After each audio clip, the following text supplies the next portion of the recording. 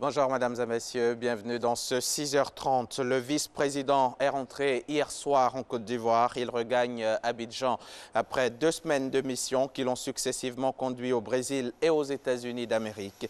Daniel Kablan-Duncan est allé s'inspirer des modèles pratiqués par ces 2 pays, respectivement en matière de lutte contre la faim et de la transformation du cacao.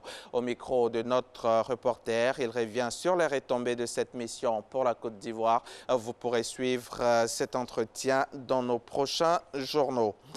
Hubert Oulaye, l'ex-ministre de la fonction publique sous le régime Laurent Gbagbo, vient d'être condamné en assises à 20 ans d'emprisonnement dans le procès qui l'opposait au parquet. Hubert Oulaye était poursuivi pour complicité de meurtre de 7 casques bleus de l'ONUCI et de 8 civils tués dans une attaque à l'ouest de la Côte d'Ivoire. C'était en juin 2012. Kambou, si prospère, est né vivant, viable, mais il a été longtemps rongé par une maladie, une tumeur maxillofaciale qui nécessitait une chimiothérapie. Le ministère de la Femme, de la Protection de l'Enfant et de la Solidarité s'en est chargé. Prosper a été évacué en Italie pour des soins appropriés. Les soins sont terminés. Prosper Kambou vient de rentrer en Côte d'Ivoire, guéri et surtout avec le sourire. Attention, séquence choc. Accolade entre Prosper et la représentante du gouvernement. Visiblement surpris de l'accueil, ce jeune homme de 19 ans est toutefois ému de retrouver sa terre natale après 1 an et demi passé en Italie pour des soins. Prosper souffrait d'une tumeur maxillo-faciale. Je suis arrivé en Italie le 7 octobre 2016. Donc quand je suis arrivé, le 10 octobre, je suis rentré à l'hôpital Pascal de Naples.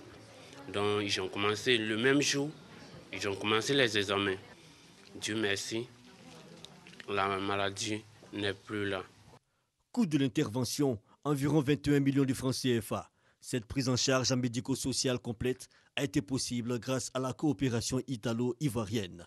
Aujourd'hui, M. Sié Prosper Kambou a la possibilité de reprendre la vie, comme vous l'avez constaté. Il a 19 ans aujourd'hui. Il est même déjà inscrit au centre technique de Benoît en option électricité générale. Donc c'est pour dire qu'il y a encore des chances à donner à beaucoup d'enfants qui désespèrent. Triste parce que c'est une maladie très grave et chanceuse parce qu'il a vu changer sa vie grâce à une rencontre. C'est la rencontre avec l'Aulus, une voix pour Padre Pio, qui s'est pris soin de lui, qui, grâce à la contribution, à la coopération de beaucoup d'Italiens, des familles italiennes, mais aussi d'institutions italiennes. Le président de l'ONG Une Voix pour Padre Pio et tuteur du Prosper a exhorté les personnes de bonne volonté à soutenir de plus en plus les malades victimes de tumeurs. On a compris que derrière ce visage gonflé comme un ballon, il y avait une personne. Mon souhait, c'est que demain, parce qu'en Côte d'Ivoire, il y en a des autres cas comme ça, qu'on ne va pas s'arrêter à regarder la première image, mais on va réfléchir que derrière ce visage, il y a une personne.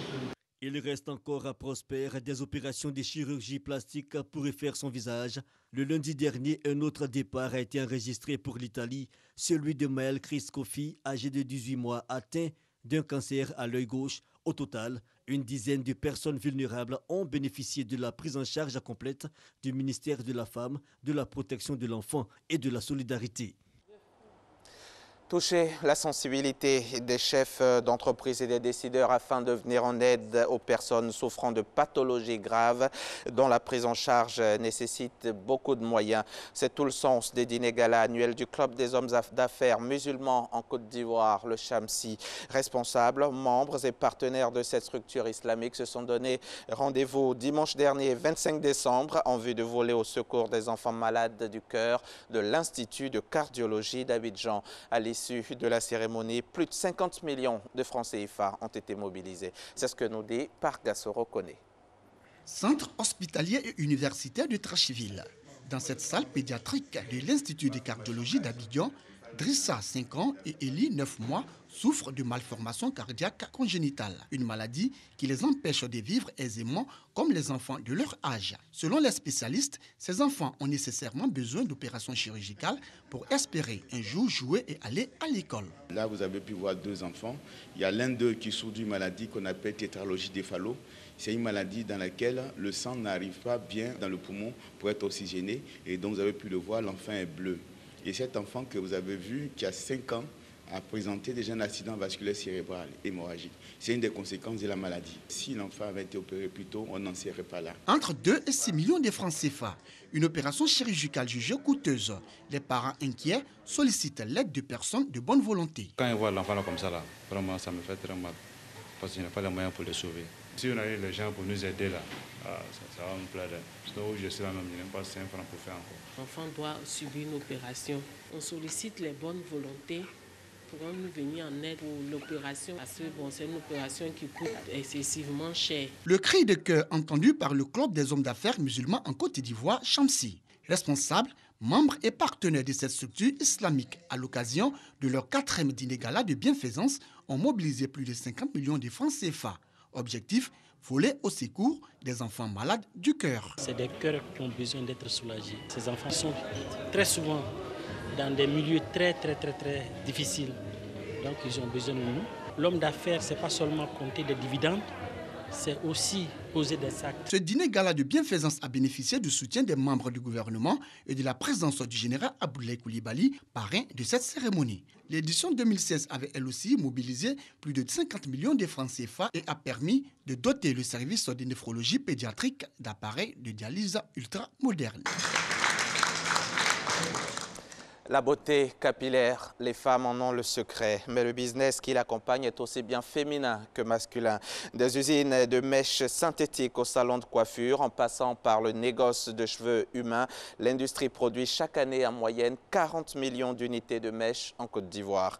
De quoi satisfaire la demande nationale en tissage, tresse et autres curling. Incursion dans un univers où le fric côtoie le chic.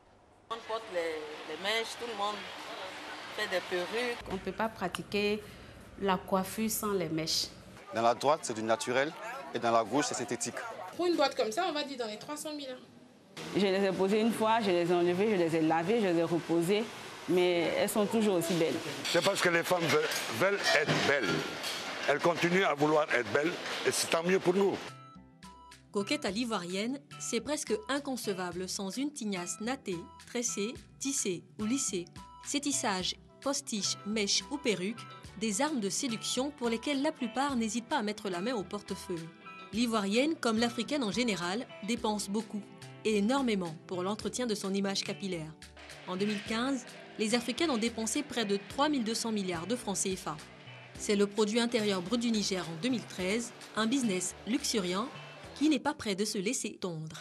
Il faut qu'on fasse des couleurs pour que les femmes qui veulent avoir du rouge puissent avoir, les femmes qui veulent avoir du bleu puissent avoir. On va essayer le bleu. Cette usine de fabrication de mèches synthétiques sort en moyenne 4 nouveaux produits par mois. Il faut compter environ un mois de la conception à la mise en vente en passant par le test. Avant de mettre un produit sur le marché, on s'entoure de spécialistes de la coiffure, les tresseuses, les coiffeurs, pour leur demander leur avis. Comment elles trouvent nos produits? Est-ce qu'ils sont assez souples? Est-ce qu'ils sont assez ondulés comme elles le souhaitent? Les modèles ne vivront sur le marché que 6 mois, voire 12, s'ils ont convaincu. Faut se le dire, côté mèche, l'ivoirienne a l'embarras du choix. Le marché est inondé de fibres capillaires de toutes matières et de toutes origines. On voit souvent des mèches synthétiques, mais où il y a marqué Human Hair ou Natural Hair. On a imaginé à un moment donné faire la même chose, mais on ne peut pas se le permettre. Si on met de fausses instructions, ça va nous nuire à la fin. On n'est pas de passage avec des produits naturels ou pas pour quelque temps. L'usine emploie quelques 250 petites mains et travaille avec près de 8000 salons de coiffure recensés sur toute l'étendue du territoire national. Dans sa chaîne de distribution, elle vise l'export, mais ne néglige pas les grossistes locaux, un maillon crucial qu'elle dispute avec un autre fabricant local. Alassane Diarra est un de ces grossistes. Son magasin ne désemplit pas. La grande partie des mèches ici, peut-être à 70%, sont carrément synthétiques. Mais vu certaines clientes qui veulent forcément les mèches naturelles qui sont importées, donc on en fait un tout petit peu aussi de naturel quand on vend. Par mois, Alassane achèterait en moyenne 5000 paquets de mèches aux 2 usines de fabrication locales. Sur la même période, il importerait de l'extérieur 250 paquets, pour un bénéfice moyen total de 200 000 francs CFA. C'est un minimum.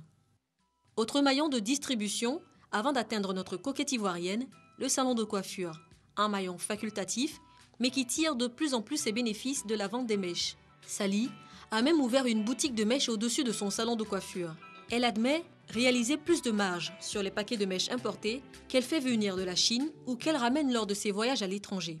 L'idéal, c'est que les clients prennent des mèches ici parce qu'en plus de la prestation, on a une marge aussi sur la mèche. D'autres salons de coiffure ne font que dans les mèches importées. Un type d'extension capillaire de plus en plus prisé, les mèches humaines. Elles ont fait leur entrée en Côte d'Ivoire vers 2006. Moyer s'est lancée dans ce business en 2010. La jeune dame les vendait alors à bord de son véhicule. Aujourd'hui, elle possède 3 boutiques salons de coiffure dans la ville d'Abidjan. Avec, je me rappelle, 400 000. J'ai passé ma première commande de mèches et c'est les 400 000 qui tournent jusqu'à aujourd'hui. Elle ne dira rien sur son chiffre d'affaires actuel, mais nous apprend qu'elle achète principalement ses Human Hair en Inde, mais aussi au Pérou, au Cambodge ou au Brésil. Des voyages réguliers à la recherche des Black Diamonds. Par mois, minimum 1 fois, sinon 2 fois. Et en période de fête, 3 fois même dans le mois. L'industrie des Human Hair, silencieuse sur ses chiffres comme la croyante en prière, qui vient offrir ses cheveux à Shiva, Vishnu ou Murugan, en échange d'une vie plus confortable ou d'une meilleure santé. De ces temples partent près de 25% des 500 tonnes de cheveux que l'Inde exporte. Les 75 autres % sont directement vendus par les particuliers. Les prix varient entre 50 000 et 300 000 francs CFA le kilo. Et les mèches sont revendues par boule de 100 grammes. À Abidjan, les prix de moyer vont de 35 000 à 200 000 francs CFA la boule. Il y a différentes qualités de cheveux pour que chaque client puisse acheter selon sa bourse. La jeune dame revend 600 paquets de mèches par mois et voit passer dans son salon une 50aine de clientes chaque jour. Je préfère les mèches naturelles. Je trouve que c'est vraiment beaucoup plus beau, beaucoup plus soyeux, c'est plus joli à voir. L'Africaine dépenserait 9 fois plus pour ses cheveux que les femmes des autres continents. Une dépense sur laquelle repose l'avenir de l'industrie des mèches humaines et synthétiques. Il s'annonce déjà radieux, car la coquetterie s'apprend très tôt sur le continent. Reportage signé Didier Nguessan et Christelle Menant. En République démocratique du Congo, le président Kabila a promulgué la loi qui va encadrer les élections à venir dans le pays. Après des divergences entre l'Assemblée et le Sénat, le président Kabila a finalement choisi de promulguer la version adoptée par les députés, mais le texte reste contesté, notamment une disposition, celle du seuil de représentativité. La loi en prévoit de 1 à 1%, c'est-à-dire que les partis devront recueillir au moins 1% des suffrages au niveau national pour être autorisés à siéger. Et puis, pour refermer ce journal, rendons-nous à Madagascar où la mauvaise surprise est de taille pour près de 10 000 fonctionnaires en cette fin d'année. Leur salaire du mois de décembre a été suspendu. Une mesure prise par le ministère des Finances et du Budget dans le cadre de sa lutte contre les fonctionnaires fantômes. Mais sur ces 10 000 fonctionnaires, nombre d'entre eux sont en réalité bel et bien en activité. Leur salaire a été donc suspendu par erreur, une erreur qui passe très mal en cette période de fête de fin d'année. Merci de nous avoir suivis.